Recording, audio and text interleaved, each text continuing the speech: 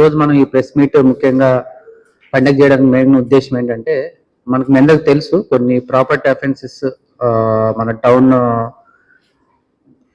పరిధిలో జరిగిన కొన్ని ప్రాపర్టీస్ సంబంధించి రికవరీ, తర్వాత కొంతమంది ముద్దాయిలు యాక్చువల్గా మనం అరెస్ట్ చేయడం జరిగింది. దానికి సంబంధించి మనం ఈరోజు ప్రెస్ మీట్ ఒకటి కండక్ట్ చేస్తాం. మనకు దర్గామిట్టా పోలీస్ స్టేషన్ లిమిట్స్ లో కూడా కొన్ని దాదాపు 15 బైక్స్ దాకా థెఫ్ట్ జరగడం జరిగింది. దాని రికవరీకి సంబంధించి ఈరోజు మనం ఈ ప్రెస్ మీట్ కండక్ట్ చేయడం జరుగుతుంది. దీంట్లో మెయిన్ ఏంటంటే, మనకు ప్రాపర్టీ అఫెన్స్ సంబంధించి మొత్తం 6 మంది ముద్దాయిల్లో 3 నెల్లూరుకు సంబంధించిన వాళ్ళు, మిగతా 3 కాకినాడకు సంబంధించిన వాళ్ళు ఉన్నారు.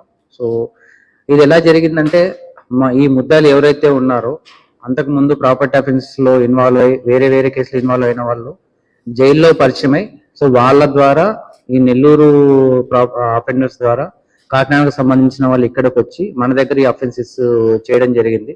దీంట్లో కొంతమంది ఆల్రెడీ ఒక పర్సన్ కి అయితే ప్రసాద్ అనే పర్సన్, అతనికి కాకినాడలో కేడీ కూడా ఒకటి ఓపెన్ అయ్యి ఉంది. అక్కడ పోలీసులను కూడా మనం విచారించిన టైంలో కూడా కనుక్కోవడం జరిగింది అతను ఏమేమి అఫెన్సెస్ చేయడం జరిగిందని చెప్పేసి. ఈ అఫెన్స్ లో 400 తర్వాత 372 గ్రాముల దాకా బంగారు, 400 గ్రాముల దాకా సిల్వర్ రికవర్ చేయడం జరిగింది.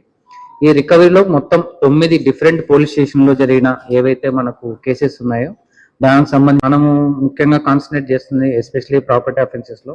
దానికి సంబంధించి కూడా మేము ఒక పాంప్లెట్ కూడా తయారు చేయడం తరపు నుండి మేము జనాలకు రిక్వెస్ట్ చేసేది ఏంటంటే, కంపల్సరీగా ఎవరైనా ఊరికి వెళ్తున్నప్పుడు, సో మనము నైబర్స్ కానీ మన రిలేటివ్స్ కానీ మనం ఊరికి వెళ్తున్నప్పుడు ఒకసారి చెప్పేసి వాళ్ళని అక్కడ పడుకోవడం కానీ, తర్వాత ఏదైనా బంగారు కానీ ఏదైనా ఉంటే వాటిని బ్యాంక్ లాకర్ లో పెట్టుకోవడం కానీ, తర్వాత మనం ఊరికి వెళ్తున్నప్పుడు పోలీస్ వారికి ఇన్ఫర్మేషన్ ఇస్తే మనం అక్కడ నైట్ టైం ఏదైతే బీట్ సిస్టమ్ ఏదైతే ఉంటుందో దాన్ని కూడా మనం పెట్టుకోవడం అనేది జరుగుతుంది. ఎస్పెషల్లీ రెసిడెన్షియల్ కాంప్లెక్సెస్ ఏవైతే ఇప్పుడు అపార్ట్మెంట్స్ ఇట్లాంటి వాటిలో కూడా మనము చెప్తున్నాం, కంపల్సరీగా సెక్యూరిటీని పెట్టుకోమని చెప్పేసి, సీసీటీవీ నెట్వర్క్ కూడా ఇంప్రూవ్ చేసుకోమని చెప్పి కూడా మనం వాళ్ళకి చెప్తున్నాం. సో కొన్ని చోట్ల ఏంటంటే,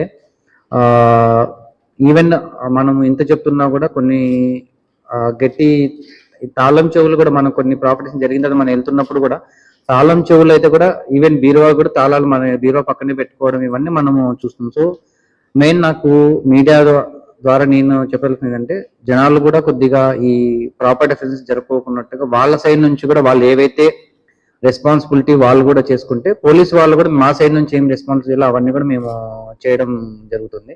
సో దీంట్లో ఎవరైతే ఈ బోత్ మనకు ప్రాపర్టీ అఫెన్సెస్ సంబంధించి వేదాయపాలెం పోలీస్ స్టేషన్ సిఐ గారు కానీ వాళ్ళ సిబ్బంది కానీ, తర్వాత మన టౌన్ డిఎస్పీ గారిని, దాని తర్వాత ఈ బైక్ థెఫ్ట్స్ రికవరీలో ఎవరైతే పార్టిసిపేట్ దర్గామిట్టా సిఐ గారు స్టాఫ్ ఎవరైతే నా సైడ్ నుంచి వాళ్ళకు ధన్యవాదాలు తెలుపుకుంటున్నాను.